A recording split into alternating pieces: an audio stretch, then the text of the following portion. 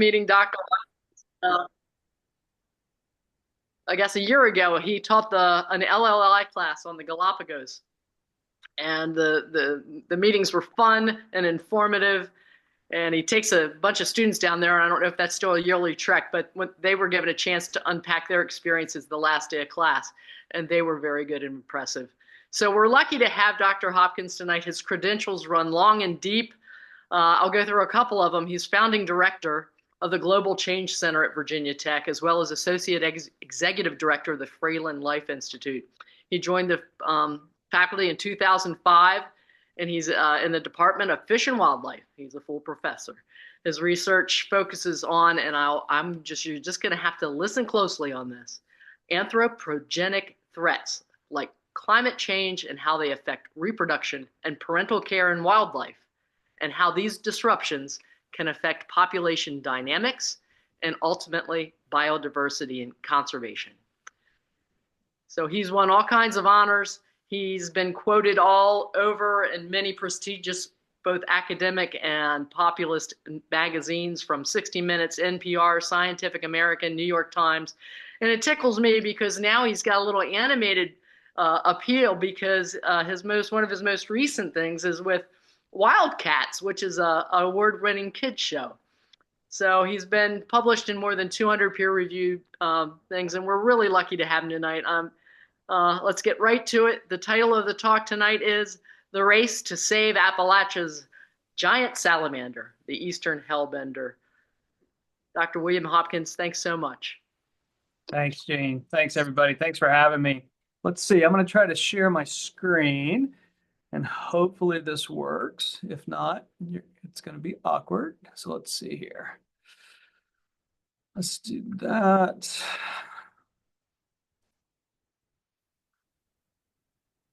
Can you see my screen?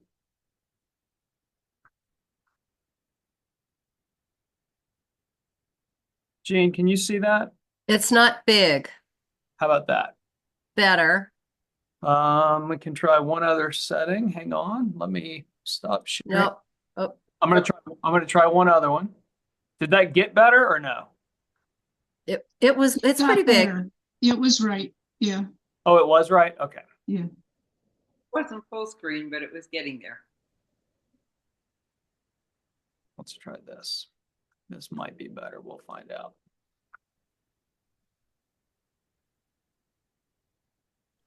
That's pretty good. That's good. Is that good? Okay, so we'll start there. So, well, thanks again for having me. I get to talk about one of my favorite animals, which is always fun. Hopefully this will be a little mix of natural history, stuff that's happening right here in our backyard that a lot of people don't know about, but then also a little bit of a conservation mystery that we've been trying to solve for almost 2 decades now. Before I start, I always try to thank people instead of leaving that to the end. I never want that to fall off short, because this has been, a multi-decade effort. A lot of people have been involved. I'm only going to mention a few of the key folks. This has been a really good partnership with the Virginia Department of Wildlife Resources. Mike Pender initially got me into the animal that we're going to talk about today. When I moved to Virginia, he and I partnered up and worked together for several years. And then since then, it's been JD Klepfer. I've worked with JD now for probably 15 years. And so just a really valuable partnership in terms of funding, in terms of logistics, in terms of advocacy, but then also in terms of real on-the-ground conservation management. Funding besides DWR is also from the National Science Foundation. We've been well supported by them. The U.S. Forest Service, the National Fish and Wildlife Foundation, and the Association of Southeastern Fish and Wildlife Agencies, as well as Fralin. And as you can imagine, there have been a ton of people on the ground. These are some of my former students, postdocs, and collaborators here that have been involved with this, and co-authors in a lot of the work that you'll see today. These are some of the more recent students, some of whom are still in the lab right now, actually. And then, of course, lots of undergrads. So one of the great things about working at Virginia Tech is I get to work with lots and lots of great people during their formative years. And so we've had so many great undergraduates work on this particular project and literally get their feet wet for the first time with research. I also want to acknowledge landowners. So most of what we do occurs on private lands, and it would not be possible without access to these properties.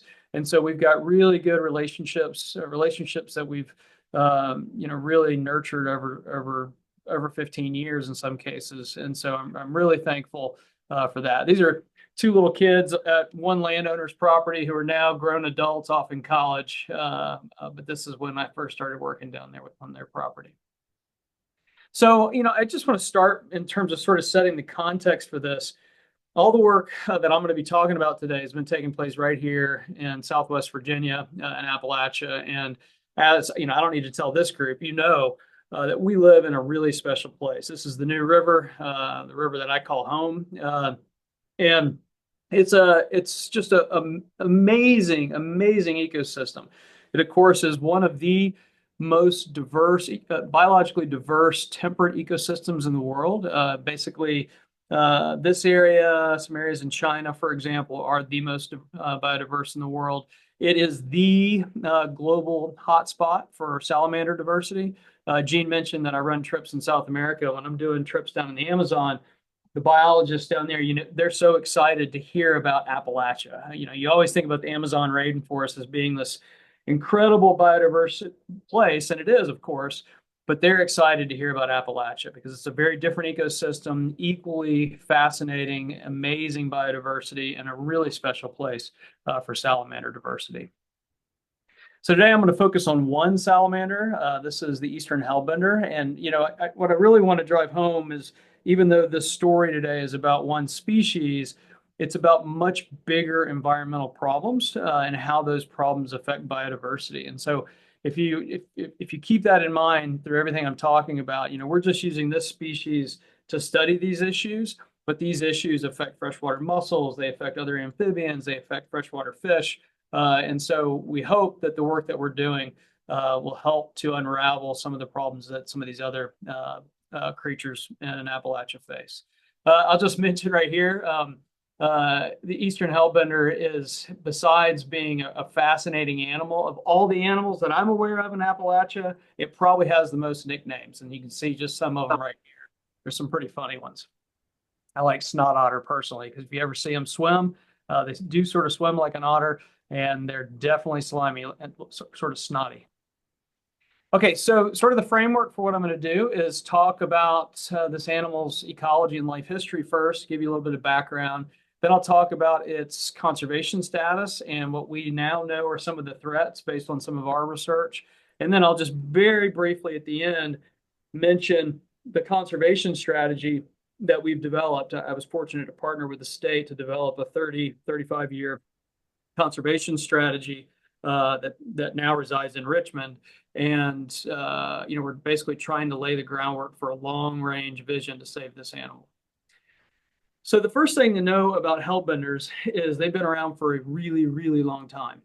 We know that hellbenders, or some sort of very closely related animal that looked an awful lot like a hellbender, some sort of very close relative, coexisted with the dinosaurs.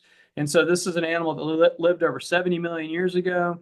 All the animals you see here on the screen went extinct, and of course, many, many others did as well, but hellbenders persisted. So they've been around for a very, very long time and have experienced lots of environmental changes over those years. Today, there are two recognized subspecies of hellbenders. There's the eastern, I'll show you a map where these animals are. There's the eastern subspecies, which is what we have here in Virginia. And then there's the Ozark subspecies, which has a really small range out in the Ozarks. The Eastern Hellbender, we now know based on genetics, has 4 distinct evolutionary lineages. So basically, those sort of track different river catchments. And I'll show you a map of that in a second. And what's really cool and special is that Virginia actually has 3 of those 4 distinct lineages. I suspect these 4 may eventually get broken up into 4 distinct subspecies, but regardless, Virginia has 3 of the 4 of those. No other state has more than 2, so that's pretty cool. So this map here shows you, can you see, if anybody can turn their mic on, can you see that, the pointer? The pointer, the Ozark subspecies Wait, pointer? can you use the, Yes, can you I use the can pointer see that it. I'm moving? Okay, I can perfect. see a cursor. Okay, awesome. Thank you.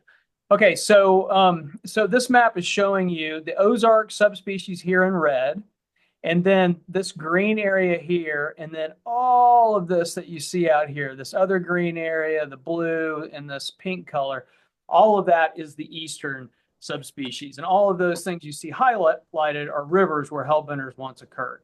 And so you can see that the eastern hellbender has a massive range compared to the Ozark subspecies.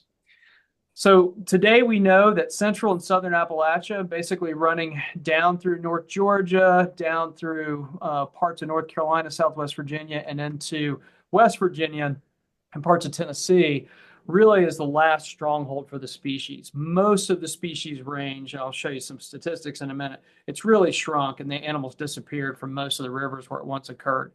And what's interesting about Virginia is not only does it have the three lineages that I talked about a second ago, the green, the blue, and that pink right there. Whoops, sorry. Sorry about that. But it also has the full spectrum of population conditions. And what I mean by that is we have some of the best populations left in the United States, and we have populations that are declining rapidly, and we have populations that have gone extinct. What that means is that we can study this animal across that whole range of conditions, allowing us to figure out what's going on and what's causing it to decline. That's really hard to do if all you have are, declining populations, for example. Okay, so a little bit about this animal's biology. It is a fully aquatic salamander, spends its entire life underwater. So the egg stage, the baby stage, and the adult stages all live underwater its entire life. They prefer colder streams and rivers because these tend to be well oxygenated. It'll be clear in just a second why that's important. And they like boulder habitat. So the adults need big boulders to live under. They like cobble bottoms. And in order to nest, they've got to have really big boulders, big stable boulders to nest under. And I'll talk a lot about nesting biology in a minute. So you can see here, this arrow just turned on. You can see this hellbender here, pretty well camouflaged in the stream. The reason why they need cold, well-oxygenated water is they utilize what's called cutaneous respiration, which means they basically breathe almost entirely through their skin. And you can see these lateral folds in their skin, these skin flaps. That's how they get the nickname old lasagna sides. Those skin flaps increase surface area. And that surface area is important because that's how they're breathing. Basically, they're getting oxygen from the water across their skin, then is picked up in the blood. So instead of utilizing lungs like we do, they utilize their skin. So you can imagine that if you're an animal that relies on your skin to breathe, you could be really sensitive to things like changes in water chemistry. Now, the paradox is that typically, when we think about animals that can rely on skin breathing or cutaneous respiration, they tend to be really, really small animals like plethodon salamanders. And that's because those animals have really high surface area in relation to their body volume. So hellbenders sort of defy all the physiological rules, the rules of life, if you will. They're incredibly large. These animals are a couple feet long. They can weigh 3 or 4 pounds. And so it's really an anomaly if you look across all the vertebrates on the planet that they're able to do this. They're also incredibly camouflaged. I showed you that picture a minute ago, which allows them to avoid predation. And you can see right here, this animal, you might not have seen it initially. You can see the eye right here where my cursor is. So really, really well camouflaged. I've spent years studying this animal, and I'll be walking around the stream and have one right by my foot and not even see it sometimes. They spend most of their time out at night, not during the day, but that changes during certain times of the year that I'll mention in just a second. Their body's built for stream living, so they're flattened in terms of their body shape. So they're basically hug the bottom of the stream, and they've got these cute little toes that are really hard keratin that allows them to grip the stream bottom. So they can literally, in raging whitewater, they can just walk along the bottom of the stream like it's no big deal. They're relatively sedentary. They don't move around a whole lot, but they have this paddle-shaped tail, which allows them to get up and go when they want to. Is that video playing okay? Yes. Yes. Okay, great. So you're going to see here this animal, what they're capable of when they get spooked. Boom, gone. Wow. And so they're really, really fast when they want to be, but they don't do that unless they need to. Oops. They have really small home range, meaning that, one hellbender may spend its entire life in, 30 or 40 square meters of a stream, and definitely within hundreds of square meters of a stream. And they don't disperse a whole lot. So what that means is that they are really affected by local conditions. So if something bad happens in that area, they're not like a bird or a large mammal that can get up and go somewhere else. That's where they live. That's pretty much their home. And the conditions in that area affect them deeply.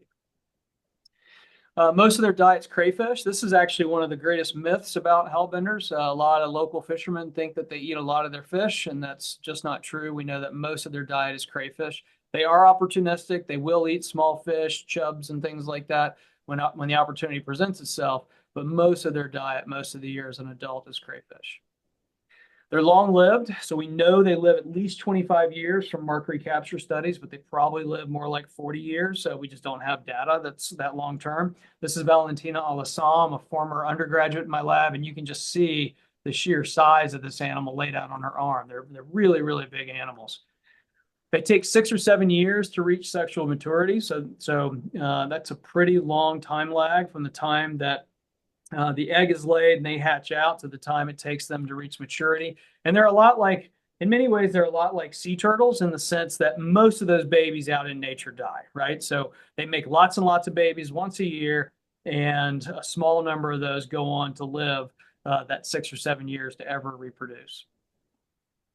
Now in August, I mentioned they spend most of their time being pretty sedentary and chilled out, but in August, things get a little bit crazy. They are out during the middle of the day and they start fighting like crazy. And if you're lucky and you're in a good hellbender stream in August, you might actually get to see this. I've seen it on numerous occasions and it is really wild to watch. If you've never seen footage of it, I would strongly recommend looking up this wonderful video by a company called Freshwaters Illustrated. They do marvelous work, underwater photography, and they've got some really good footage about hellbenders in this video about hellbenders. And then they also have just a lot of good conservation messages. And a lot of my colleagues, close colleagues down in North Carolina, are featured in that video. It's a real gem. It never gets old, so I recommend it. So in August, because they're fighting so much, we find all sorts of injuries. You can see this big cut on the head. That's a really common injury. We see toes ripped off where they've been fighting. This is the side of an animal. Here's those folds that I was talking about for respiration. Here's a big bite that's probably about 2 weeks, 3 weeks into healing. And they're pretty tough. These animals, I've seen them with entire limbs ripped off, and they tend to recover from those injuries, which is pretty amazing. So the question is, what on earth is going on in August that gets these animals so worked up where they're biting each other and rolling around in the stream like that in broad daylight? And it all comes down to reproduction. So here you can see this is a male peering out from under a boulder, and here are some of his eggs that have sort of washed out from a nest cavity underneath that boulder. So it's all about finding mates and securing good boulders for nesting. So the thing is until recently, this animal's reproductive ecology and physiology has been really poorly understood. And we've been cracking the code on that. I'll tell you a few little fun things about the reproductive biology today. But here you can see down here, if you look where my cursor is, you can see this is a big female. She's really, really bloated. She's full of eggs. She's ready to lay those eggs. And she's going up here to this upper left-hand corner. Gravid just means she's full of eggs. Up here, to this corner, there's a male that's sticking his head out from a nest cavity, and he's trying to attract her into that nest cavity. She'll go into that nest cavity. She'll lay her eggs. They have external fertilization, so they're a lot like fish like that. So she'll lay her eggs, and then the male deposits sperm over those eggs, and then the male actually runs her out of the nest cavity, and then he stays with those eggs and takes care of them. And like I said, we didn't know much about their paternal care until now, and I'll show you how we've been studying their paternal care in just a moment. So a little bit about, that's something, in terms of background about the animal's biology, really, really cool animal.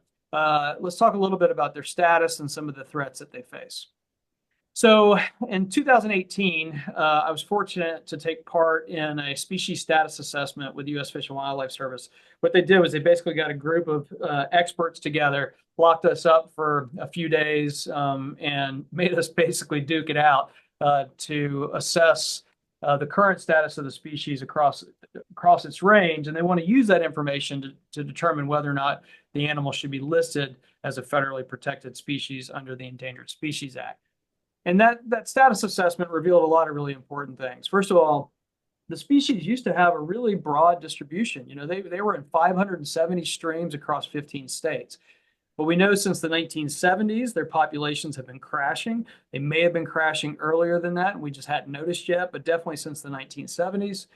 They've now gone functionally extinct or extinct in 225 of those 570 streams, perhaps more. That's just an estimate.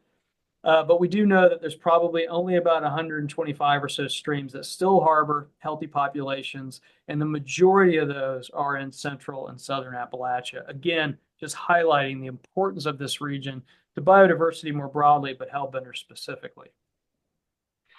Now, as a result of that species status assessment, there were some decisions made for the Eastern Hellbender. The Ozark Hellbender, I should mention, was already federally protected. Now, this graph here is a little bit different. This figure here, this is the 4 lineages of the Eastern Hellbender that you're seeing here. The Ozark Hellbender resides down here. It's just not on this map. And so the decision after that SSA was made to federally protect under the Endangered Species Act the Missouri River drainage lineage, but the rest of the species range remains unprotected. And that has caused a lot of debate. There's been a lawsuit, and the SSA is being conducted again. And as we speak right now, the U.S. Fish and Wildlife Service is reevaluating their assessment, and there should be a new determination on whether or not other portions of the species range get federal protection, probably by January or February, I would guess. In Virginia, in terms of state status, it is ranked at the highest possible tier in terms of conservation need. It is in a lot of trouble here in the state, even though we still have some good populations. So what keeps me up at night in terms of all this is the fact that this animal has been around and outlasted the dinosaurs. So if you think about that for a second, you know, that's pretty worrisome. You've got an animal that has survived, you know, ice ages and massive changes to the climate and, you know, all sorts of other events, local and global, yet today it appears to be going extinct. And so what is it that we're doing to the planet that is so, you know, drastically different that would actually cause that? That just drives me crazy to think about the fact that this animal's been that resilient over millions of years, and something we're doing might be driving it to the brink of extinction. So my colleagues and I think we're all in agreement that this is one, it's a bit of a, or it has been a bit of a mystery. I think we're getting closer to figuring it out, but I think we're all in agreement that it's a race against time, that populations are disappearing fast enough that we've got to get moving and start taking action. And so the species status assessment revealed a few threats to the species. I think one of the greatest threats, that the threat that everybody agreed on, including myself, was that habitat degradation is a major, major problem for this animal. I'm going to talk a lot in the coming slides about the loss of forest. And when you lose forest, you get a lot of sedimentation that works its way into streams and rivers, and that can cause a lot of problems for stream-dwelling animals like the hellbender, and I'll talk about that. There's also, of course, water pollution, and then things like agricultural inputs. This is just showing you a pig farm and some of the feces coming in. I literally snorkel downstream from this site on a regular basis. Not the most pleasant thing.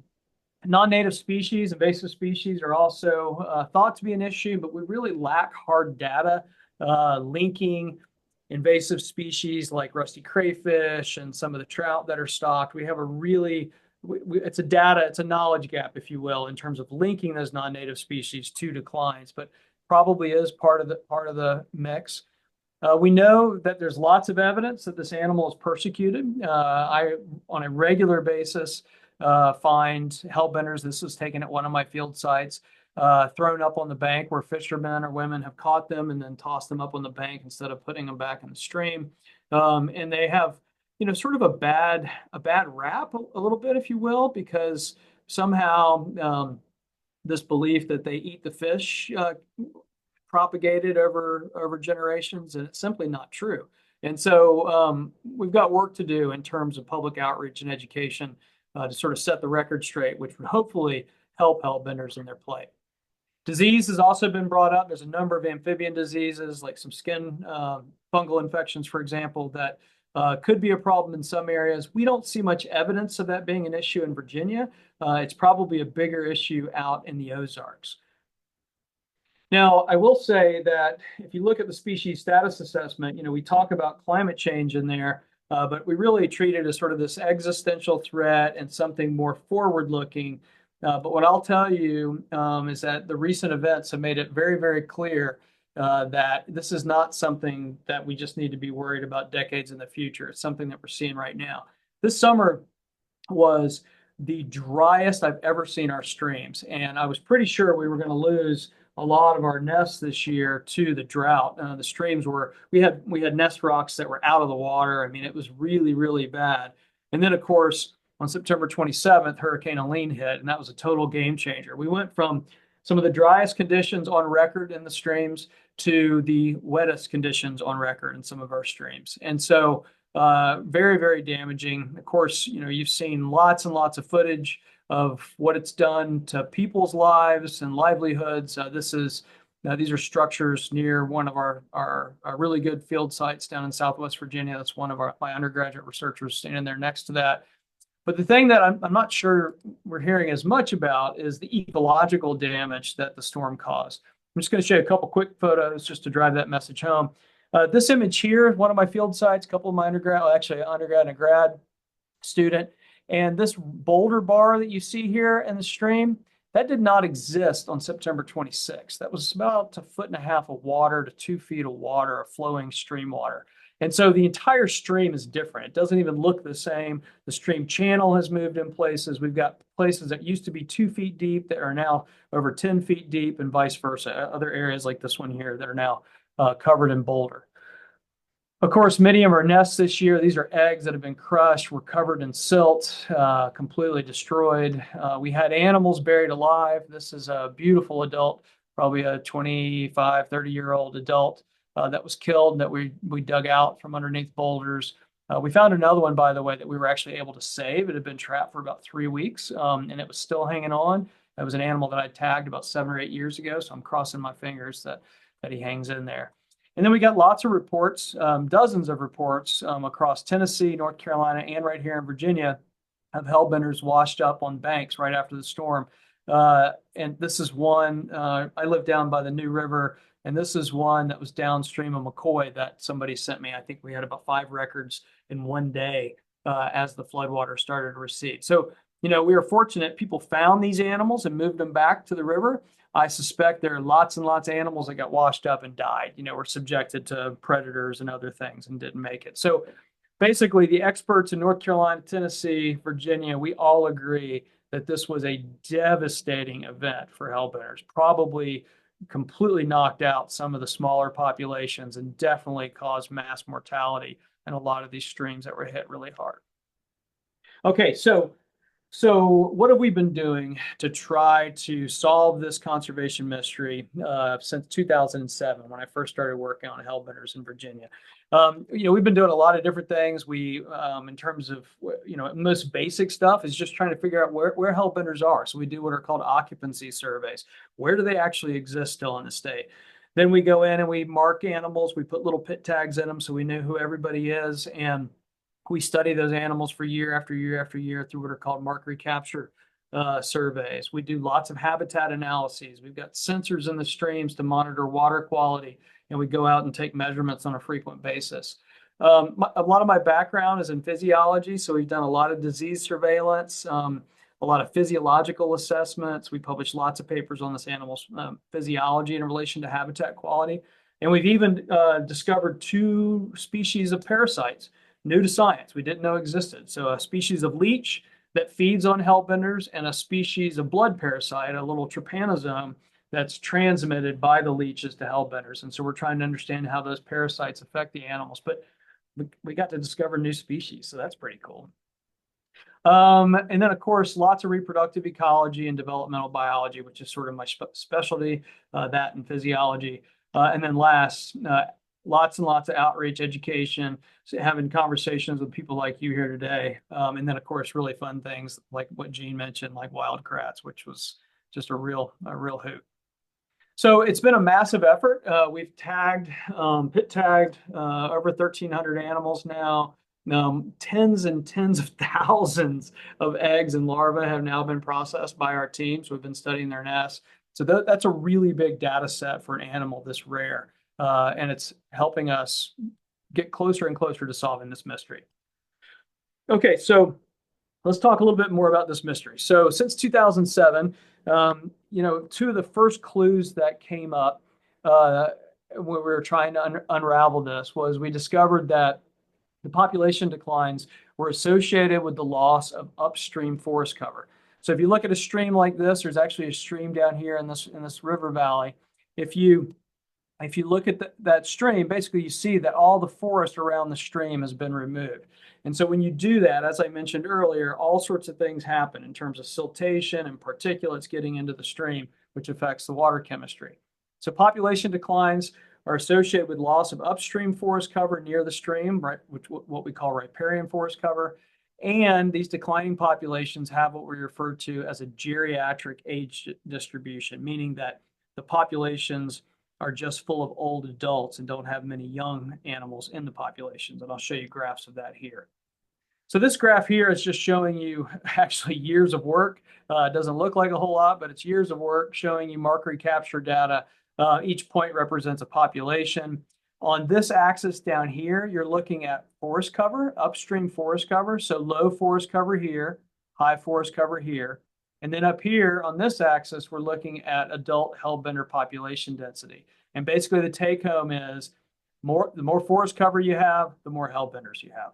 So forest cover is important for hellbenders. And this has been observed in other states. So it's not just here in Virginia, it's been observed in probably 4 other states now and confirmed. So we really believe this pattern is real. And as I mentioned, we also see that the age structure in these populations shifts so that you start seeing more and more old adults. So this graph here, again, this is forest cover here on this axis. So low forest cover here, high forest cover here. And this is going to show you, I'm going to have some bars appear on this graph. This is going to show you the proportion of the population that are these various age classes that you see down here at the bottom. So the red are these really, really old adults. These darker colors are the mature adults, and then these lighter colors are the younger adults and subadults. And so if you look at populations with higher forest cover, you see you've got lots and lots of these 5, 10, 15-year-old animals in the population, and really not a whole ton of those really old adults. But when you go to these low forest cover sites, you see that all those young age classes are gone. So all you're seeing are these older adults, these 15, 20, 25-year-old animals. And so that's what I mean by this geriatric age structure. So these 2 clues really put us on the trail to figuring out what's going on with the species. So this cartoon here is just meant to sort of highlight the animal's life cycle. And so you've got adults out here, they produce eggs. Those eggs take about 2 months to hatch. Those hatchlings take another 6 months or so before they leave the nest. So they're about 8 months in the nest total. They leave the nest. It takes them about a year in this juvenile stage before they resorb their little external gills that you can see in that cartoon. And then it takes them about 6 years or so before they become a mature reproducing adult. And so really, when you think about geriatric age distribution, so if you've got a population that's just all these old adults, that tells you that a couple things might be happening. One is that these young age classes are dying. They're just not making it to become adults. Another is that these adults are not reproducing successfully. So they're not making any babies or any babies that can live. So there's basically none of those individuals can be detected because they're all dying early on. Or it could be both of those. And so my group, because of my expertise in reproductive biology, has really been focused on this reproductive possibility. So is it possible that you've got all these big old adults and they are unable or incapable of either reproducing or producing babies that survive to be detected? Is that what's driving these population declines? So the challenge is, how do you study this animal's reproductive biology? And the reason why that's a challenge is this is a typical hellbender nest site. This is a boulder that's about the size of a hood of a car. So you can imagine this thing probably weighs, I don't know, a couple thousand pounds or something. And there's a small crevice up on this side of the boulder, and sticking at his head out here is a male hellbender that's guarding a clutch. If you stick a fiber optic camera back up behind him, you can see that way back up in there is a clutch of eggs that he's guarding and taking care of. So you can imagine that getting to these nests to study them is really, really difficult, if not impossible. And if you lift that rock, you destroy the nest and you destroy the microhabitat. So that's really not an option. So how do you do it? How do you study these animals? So what we've done is we've tried to adapt what we've learned from working with cavity nesting birds. So a lot of the work I do in my lab is with cavity nesting birds. This is some of our wood duck sites, for example. And what we tried to do is basically develop nest boxes for hellbenders underwater. And so to do that, we have worked for years to master these big concrete shelters that we bury down in the substrate. So these weigh about 75 pounds each. They're all handmade. We bury them down in the river substrate so they don't move. And you can see here, the lid is off of one here. The lid's sitting up here on these rocks. So you can see it. You're looking down into the chamber. So the animals hang out in this chamber and they can come and go through this long tunnel. And we can remove this lid to go in there and basically spy on the animal, take samples, whatever it is we need to do. So it turns out to be a really, really great tool for research and monitoring. We've now built, this number I think is outdated. I think we've built closer to 700 of these now. We've deployed more than 600 of these in the field, and they work really, really well.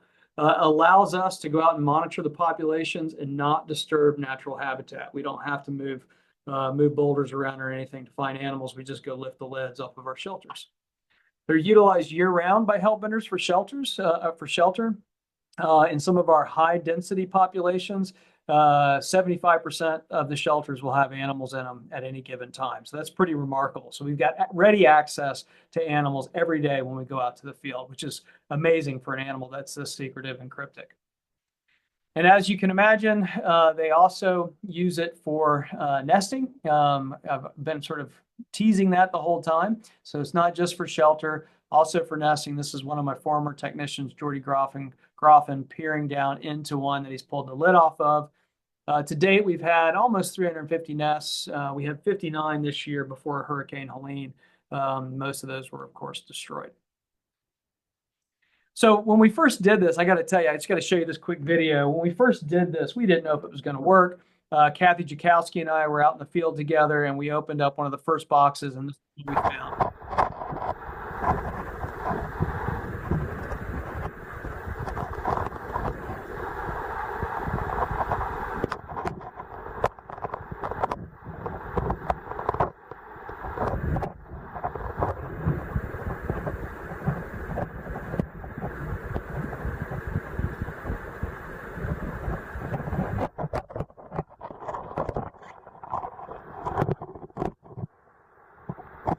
Lots of babies, lots and lots and lots of babies. Pretty cool. So that basically was a transformative moment. We knew at that point that we had a tool that was going to allow us to study this animal for the first time in terms of its basic reproductive biology. So since then, we've been studying just the basic aspects of its reproductive biology, things that nobody could describe prior to this, monitoring its embryonic development, of course, looking at its behavior, its physiology, and then looking at reproductive performance relative to habitat quality. Because remember, that's the big question is, are they having reproductive problems in these areas with poor habitat quality? And so what we've done is we've gone out and we've deployed these boxes by the hundreds at various sites and different rivers along a forest covered gradient. So we've got boxes and sites with lots of forest cover. We've got boxes and sites with very little forest, upstream forest cover, and that's allowing us to tease out over time how the animals are doing in terms of their reproduction in those different settings. And so we go out in the field and we can, during nesting season, when we detect a nest, we can pull the eggs very gently out of the nest cavity. Whoops. We can put the eggs into what we call a plexiglass compression box. We can then take a photograph, come back to the lab, and then digitally, those are digital dots you see there, digitally count the eggs. We put the eggs back after we are done processing them and assessing how the eggs are looking in terms of how they're fertilized and are they healthy. We can then come back and do that repeatedly to monitor early development. And we put the dads back and leave those guys completely unharmed during this process. This is just showing you a dad happy to go back after we've processed it.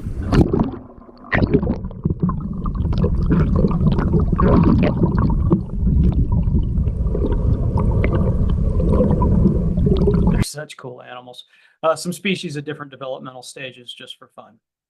So the other cool thing is that during the process of all this, we've been able to show that these animals take care of their babies for 8 months. We didn't know how long they took care of them prior to this, so they'll stay with them for 8 months. They guard the entrance, so if you stick your hand in there or if a predator goes in there, that animal will come after you to protect his eggs. And we've got infrared cameras in these boxes now that allows us to actually look at paternal care behavior. So there you're just seeing a male fanning his eggs to make sure that they're well oxygenated. Okay, so getting back to this reproductive failure, now we've got a tool to study it. The questions are, what's going on with their reproduction? Are they reproducing normally across this forest cover gradient, or is something going on that's a problem? And so there's really 3 possibilities. One possibility is that if you are missing forest cover, something's happening with water quality that's messing you up and you just can't nest at all. So maybe you just don't even nest. You just go year round, year round, year round and never nest.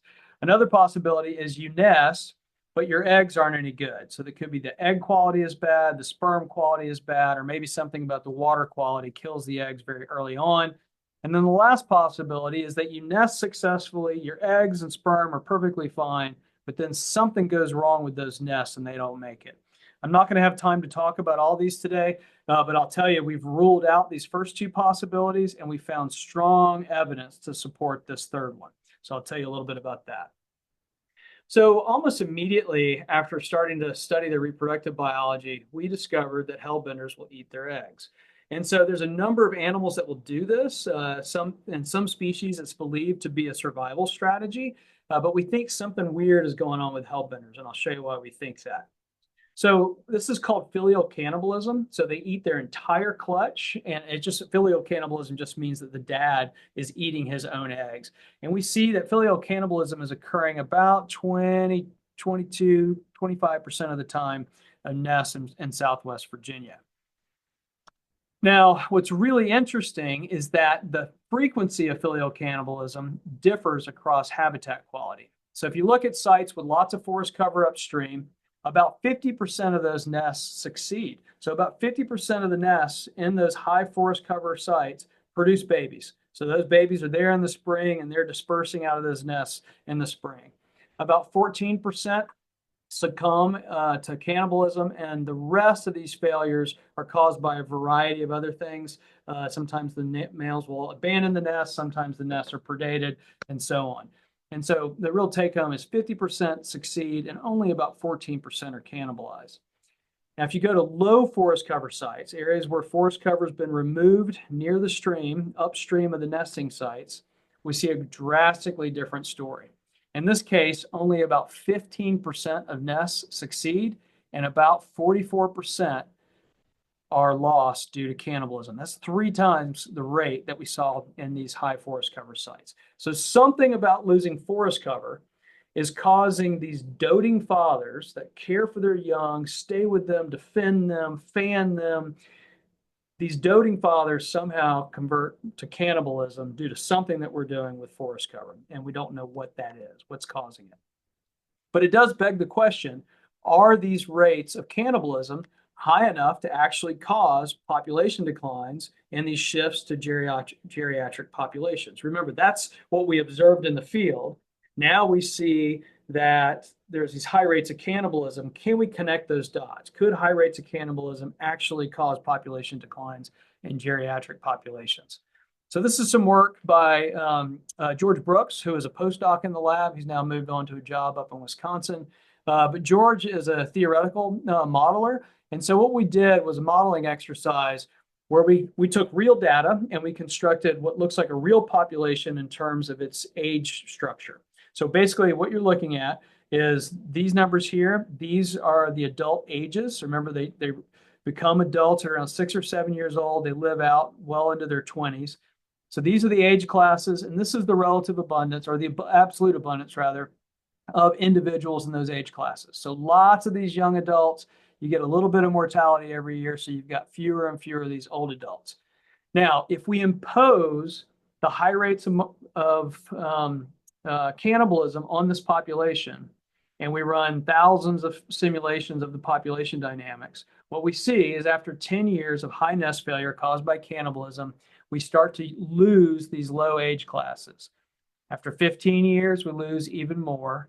And after 20 years, we've got a geriatric age distribution with hardly any young individuals in the population.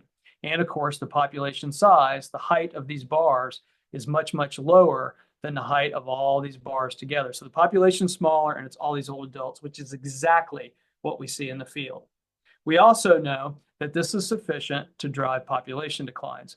So remember, I told you that about 85% of individuals of the nests are failing largely due to cannibalism in those degraded sites. And about 50% are failing in our good sites. Only about 14% of that is caused by cannibalism. So what this graph is showing you are these different nest failure rates, and this is showing you the probability of extinction in 1 century. So remember, it's a long-lived animal. We don't want to look at little snapshots. We want to look over longer time periods. And essentially what this shows you is that there's a low probability of extinction in these populations with low nest failure, but there's almost certain extinction in these populations once you have nest failure that's as high as what we're seeing out in the field. So basically, it's connecting the dots between cannibalism, population declines, and those geriatric age distributions. So we now have a behavioral mechanism driving those population declines, but we still don't know why the dads in those situations are so lousy. And so we just got a new NSF grant. Aaron Hotchkiss, a colleague of mine, and I are going to be looking deeply over the next 5 years because we suspect it might have something to do with dissolved oxygen. And I'm happy to talk to you about that at the end. Okay, so regardless of the fact that we don't know the absolute mechanism yet, the implications are clear. This is enough to explain population declines, this by itself, but the reality is that this animal faces all sorts of other threats at the same time. So if you compound this with other threats like larval habitat issues or adult mortality caused by fishing, you can imagine that their population, the threats to their population are actually in some much greater. It also makes these populations, once these populations start to get smaller, it makes them really vulnerable to stochastic or catastrophic events, things like Hurricane Helene that I just told you about, right? When you've got a small population and you go in and you wipe out the last 10 adults there, you can literally drive overnight a population to extinction. And it's not just hurricanes. There's all sorts of other things that can happen. This is a real example. So this is on the South Fork Holston. This is where a truck capsized, spilling about 100 gallons of diesel on top of a bunch of our nests in the South Fork that year. And so these things could happen. They could happen at much larger scales. Fortunately, this is a fairly small spill, but you get the point that one catastrophic event is enough to wipe out especially small populations. The management implications of this are also really important in terms of on-the-ground decision making. The one thing that I think all Hellbender experts agree on is that protecting riparian forest cover, that's the forest cover near the streams, is the ultimate long-term priority if we want to save these animals. And this needs to occur with all sorts of research because we got a lot of things we still need to figure out in terms of like the mechanism that I was referring to. It also suggests that we can't just go out in streams. You know, when we started using these nest boxes and getting all these nests in the field, there were people that got really excited and they just wanted to take nest boxes and put them out like they were bluebird boxes and you could just walk away. That's not the way these work. First of all, the streams are really dynamic, so you have to maintain these boxes year round. It takes a lot of work to maintain them year round. The other thing is if you got a population that's declining and you put it out there, the animals are just going to eat their eggs, right? So we've shown that now. So we've got to intervene. We've got to figure out how to actually intervene to prevent that from happening. And I'm going to come back to that in my last remarks in just a moment. So the thing that gets me sort of excited about what we're learning about hellbenders in terms of the importance of forest cover to their existence as a fully aquatic animal is that has broad implications for the entire ecosystem. It has broad implications for this biodiversity hotspot that I was talking about at the very beginning.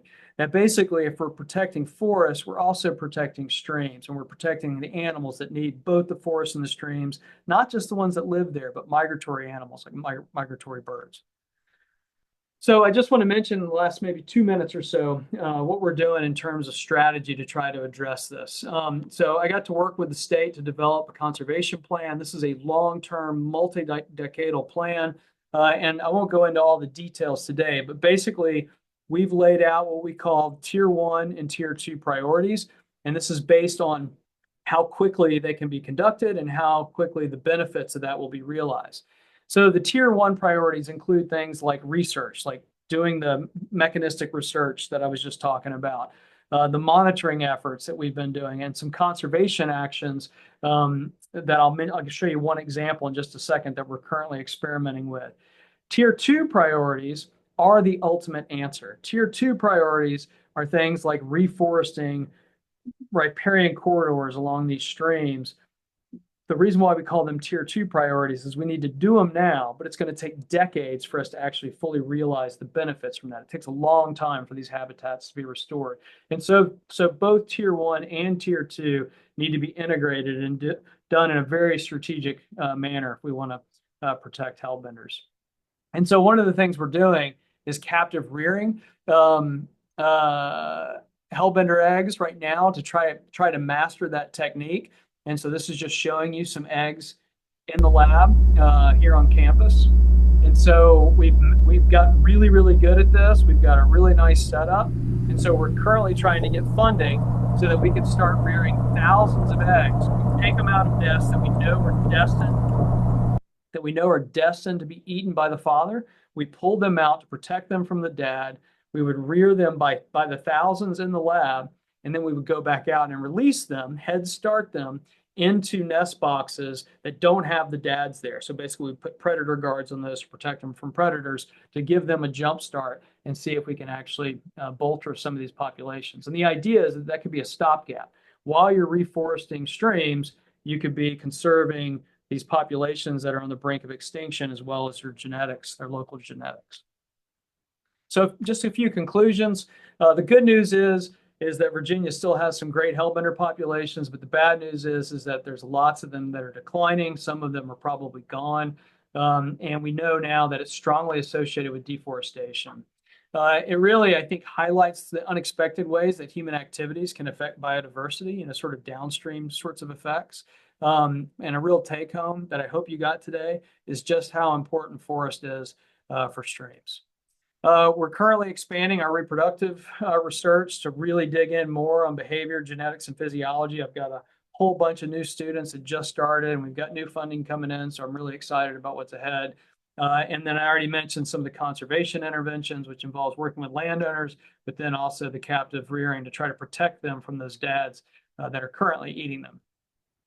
And then the last thing I just want to say, because everybody always wants to know what they can do, there's all sorts of things you can do. And the first thing I would say is recognize how important our forests are, not just for the forests themselves, but also to our aquatic resources. They are so important to our water resources and to the biodiversity that relies on this. Our national forests are an absolute treasure, and we have to defend them. Some of the best hellbender populations left are either in national forests or immediately downstream in national forests before you lose all that forest cover.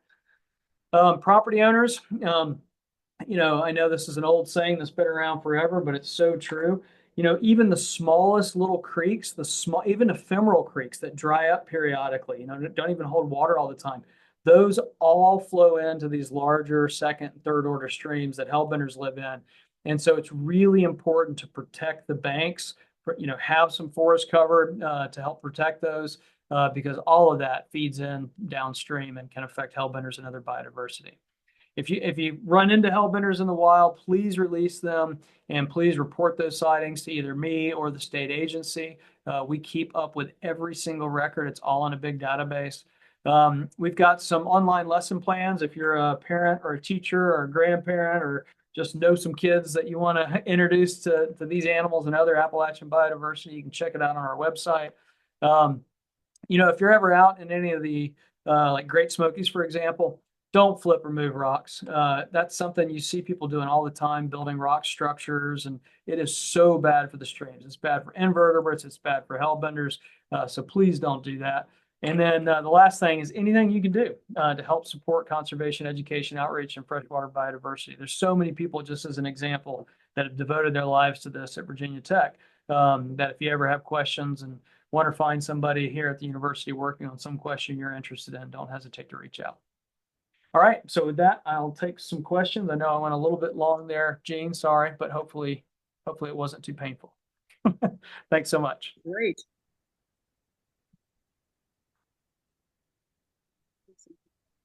Thank you. I'm going to exit out of this so I can see people. Is that okay?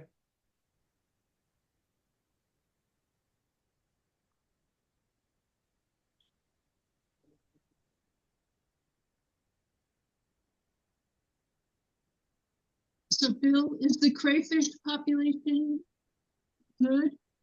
Crayfish population is good. That's a great question. Who asked that?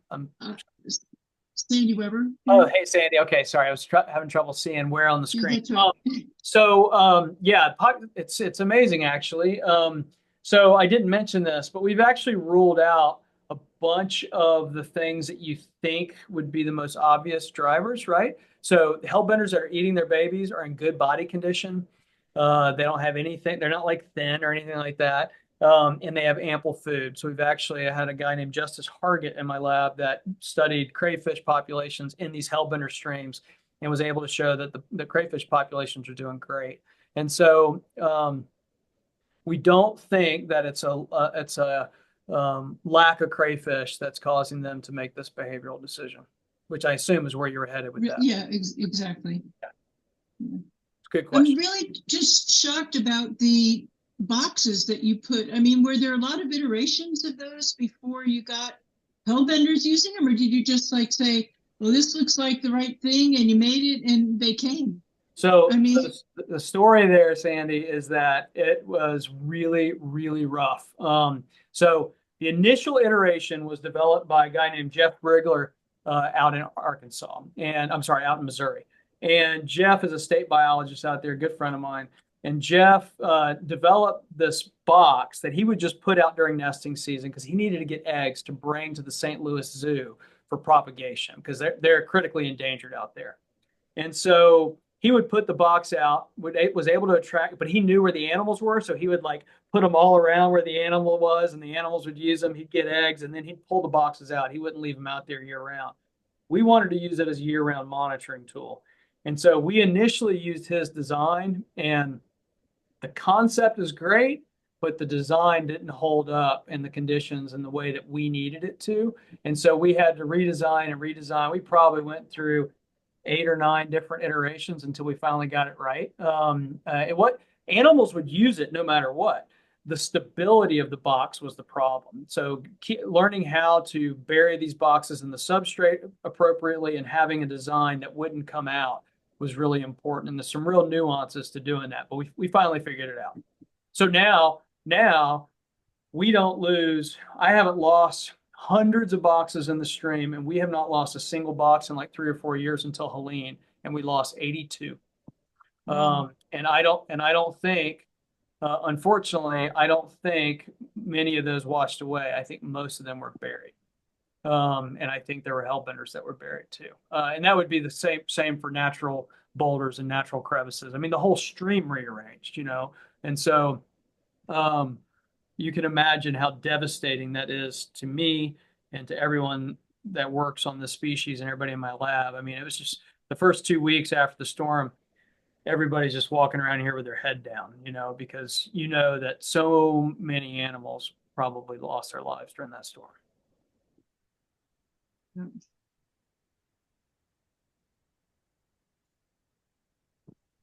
I see some questions in the chat. May I read those real quick? So, has the size of the riparian buffer needed to protect water quality been determined given the slope and other characteristics?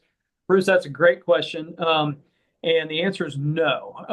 And it's actually a question that I was interacting with some of my colleagues at Clemson about, because right now, the coarseness of the GIS layers that we're using is only letting us get down to like 50 meters.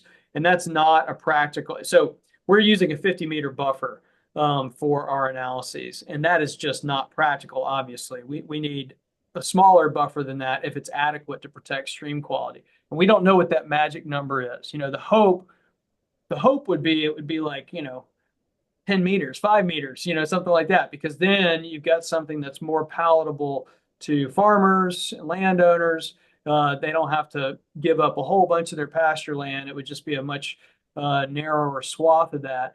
But we don't know what that magic number is. And man, it's a really important question. I see another one about crayfish population. Yeah, I do think the that was you already. Yeah. Okay, I had a friend find a hellbender in the middle of the road in East Tennessee, just like you detailed. Yep.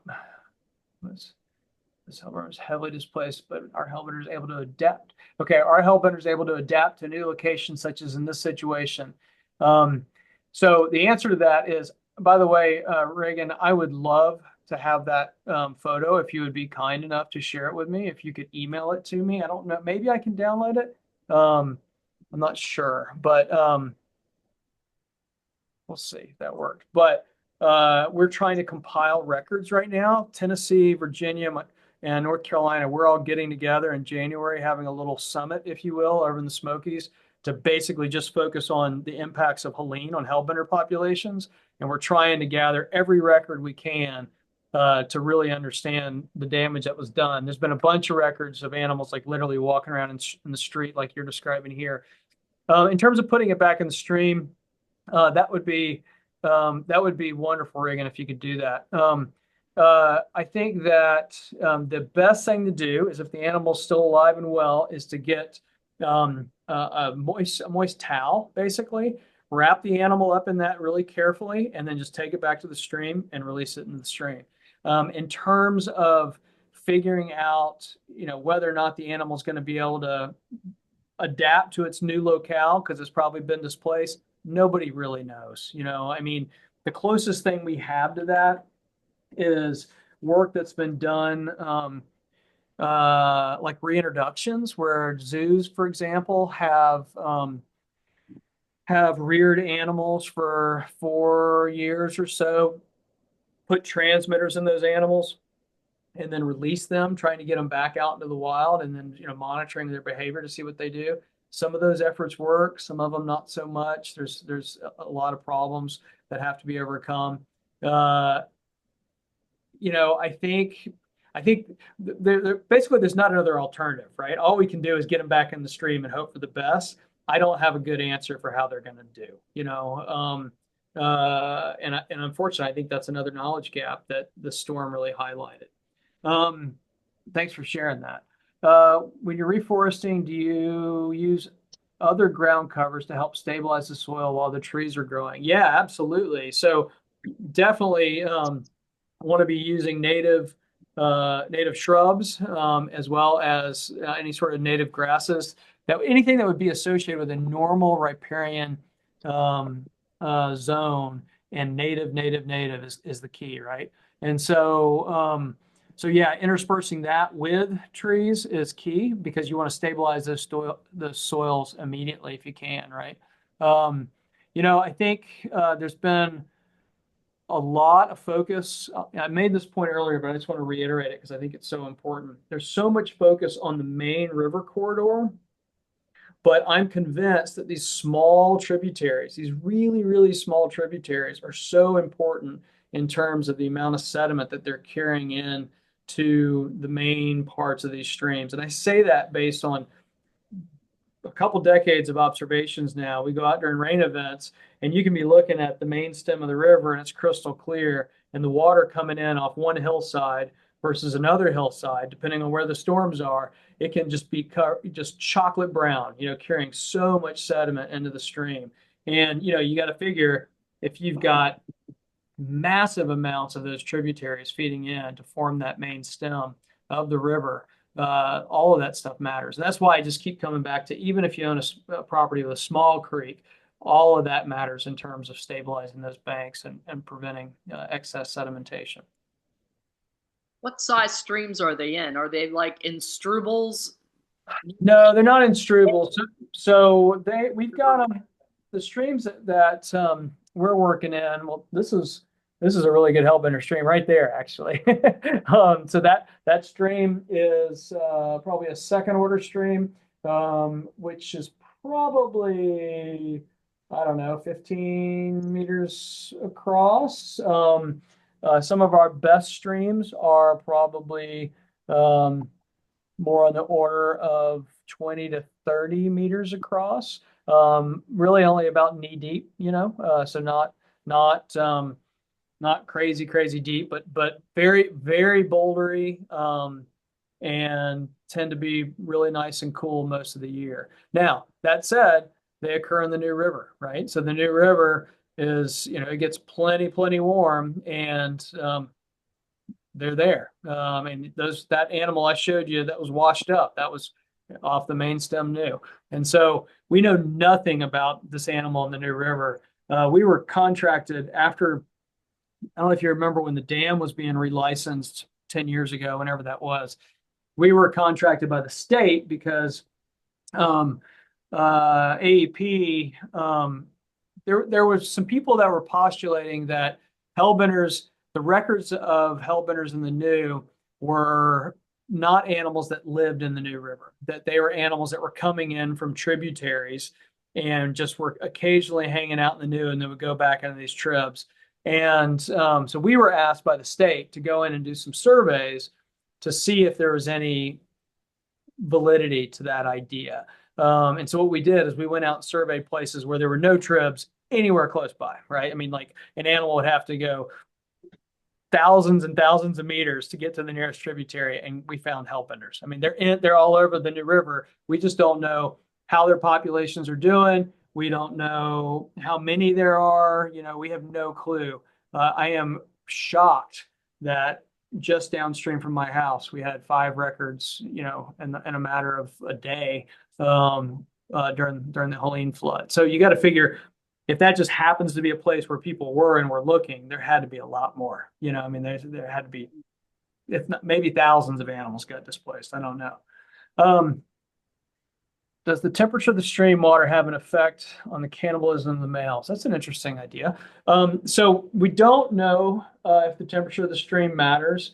I don't think that it does. And I say that because we keep really good temperature records, and all these areas in the fall when the animals are starting to eat their eggs are pretty cool. So the water is nice and chilly.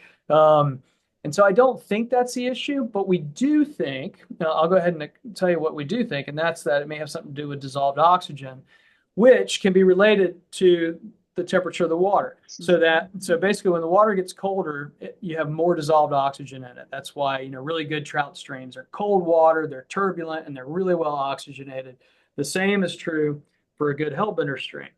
Well, what we think might be happening is when you cut down trees in the riparian forest zone, you get more siltation in the stream.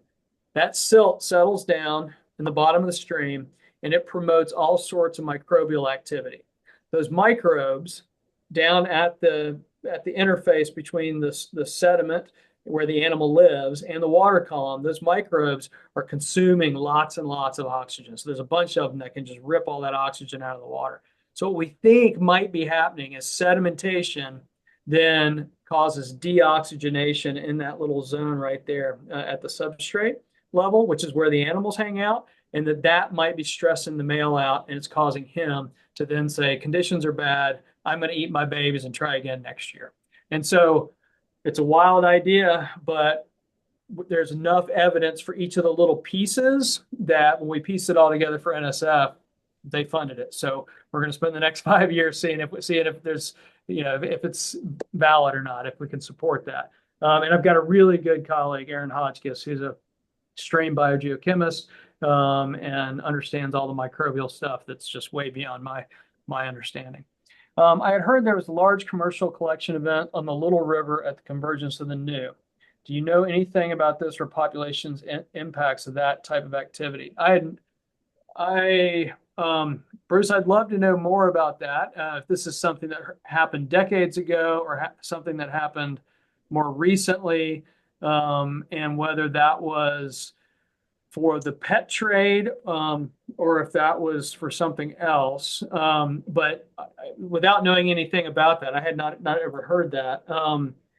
Yes, that would be devastating to a population. And the reason is, basically an animal with this kind of life history, where you're long lived, you produce a lot of babies every year. Once you reach sexual maturity, you produce a lot of babies once a year, but most of those babies die, right? And so it's a life history strategy where once you reach 6 or 7 years, you should live for a really long time. You've been through the early gauntlet, right? You're basically, according to this life history strategy, you should have a really high probability of survival for many, many years thereafter.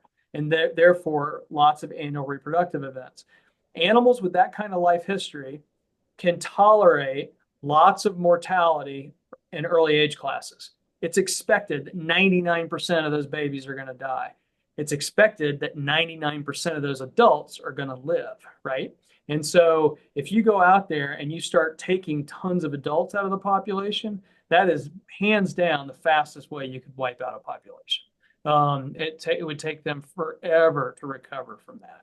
And so I see Carolina Biological. Oh, that makes me sick. So that had to have been a long time ago, because that kind of thing would not be allowed these days.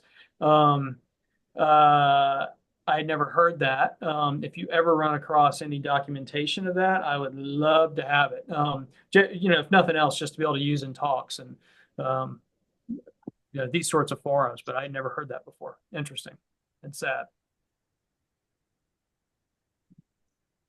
Will you try aerating streams to see if that strategy works?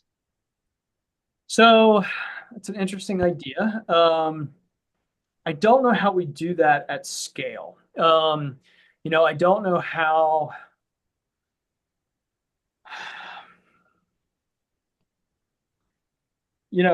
I don't know how we do that at the scale that would be needed to benefit entire populations. It's a really interesting idea. And I think, the first step is for us to even see if there's any support for this dissolved oxygen concept anyway, right? It's just a hypothesis. We don't know if it's actually true. If it turns out that it is well supported and that it might be the smoking gun in terms of the mechanism, my guess is we're going to start talking about all sorts of crazy ideas. and one of those might be large scale aeration, but how you do that at the scale that would be needed, and that's more of an engineering feat that's hard for me as a ecologist to even wrap my head around. But it might be possible. I mean, they certainly do things like that out in western streams, around dams and areas like that. So I don't know. I've never really thought about that. I think that was you, Sandy, that asked that. I'm not sure. Could the lack of oxygen also be lack of food source for the males, and that's why they eat their young? It could be, George. We don't think that's the case. And I was mentioning this earlier in response to one of the other questions, and that is that we've gone in and we've surveyed the crayfish populations, and the crayfish populations look really good. They look really good in the degraded sites and the good sites, and so I don't think it's a food issue. I think they've got ample food and they're in really good body condition. In fact, the males in our most degraded sites are actually some of our fattest males out there. So we sort of joke around, we call them egg-fed hellbenders, because every year they're eating their own eggs, right? And so it's just, bad humor when you're out there working hot, long days in the field. But it's, I think, sort of the truth, right? In those cases, you've got low population density. They're not having to compete for food nearly as much as they would in a high population density situation like our good sites. So one, they're released from competition to some degree. And then number two, as I said, it seems like the food resources are fine. And then number three, they're eating their eggs every year. And you saw from that image, those clutches of eggs are like this. They're huge. It takes a hellbender about 3 weeks to eat one of those clutches.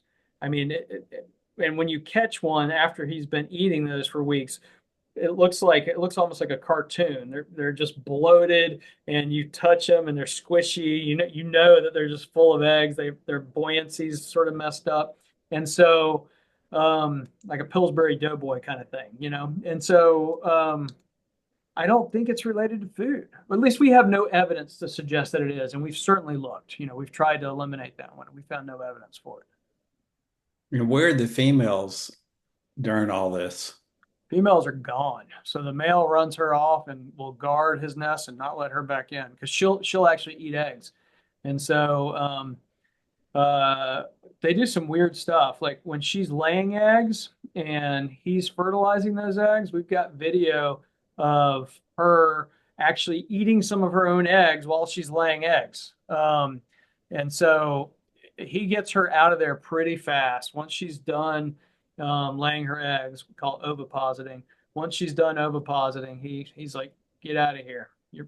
So it's a fascinating system, because, if you look across the animal world, that's not a common strategy for the male to be the sole caregiver. There are plenty of examples, like there's a lot of fish that will do that, but it's not a common strategy. And then number two, to take care of them as long as they do is fascinating. I mean, they hang out with those babies for 8 months, and they guard them aggressively. I can tell you that my fingers can attest to that. They really take care of those babies. It's pretty cool.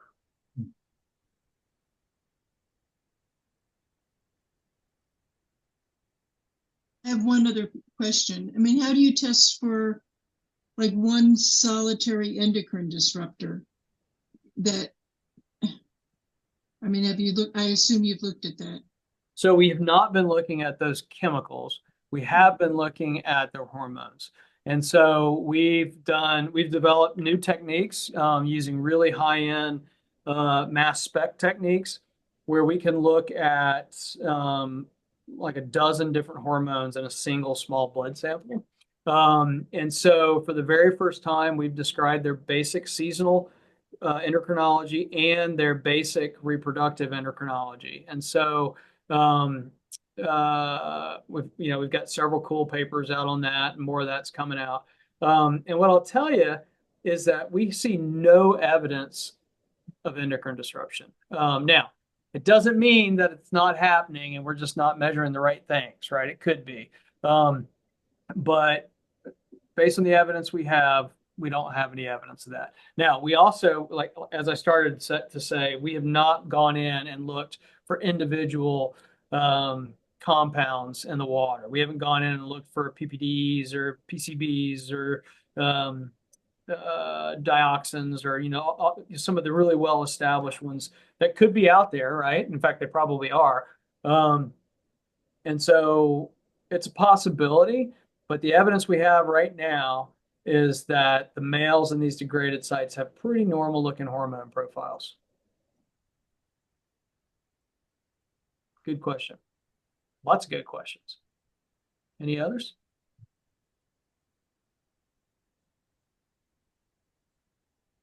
Doesn't look like it. Thank you so much. Yeah. This was Thank fascinating. you. Very interesting.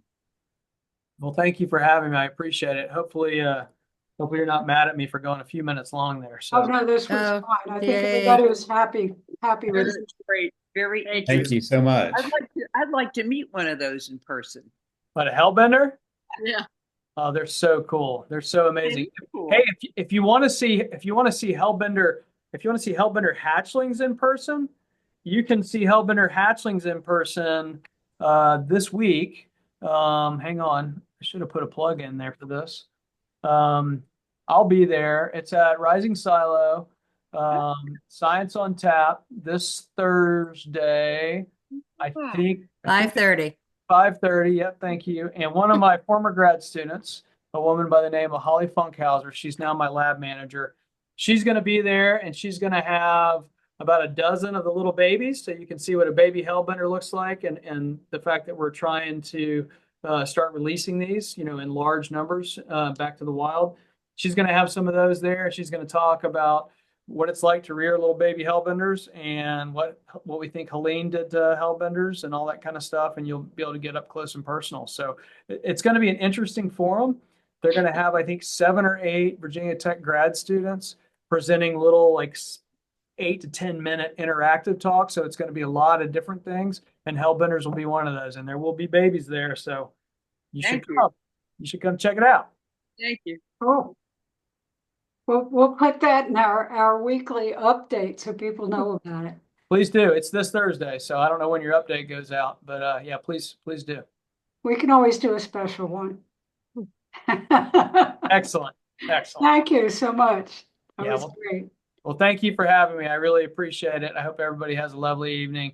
Thank you for inviting me. And Jean, I apologize. I wasn't great at responding all the time to email. I've been going through a lot with the flood. So I think you had a few Yes, problems. you have. I appreciate, your priorities certainly weren't here, but you did us fine. Great job. Thank you so much. great. It's good to see everybody. Have a great evening. Take care. Thanks. Good night. Bye-bye. Good night. I only have a few business things. I think Tanya's done a good job at keeping up with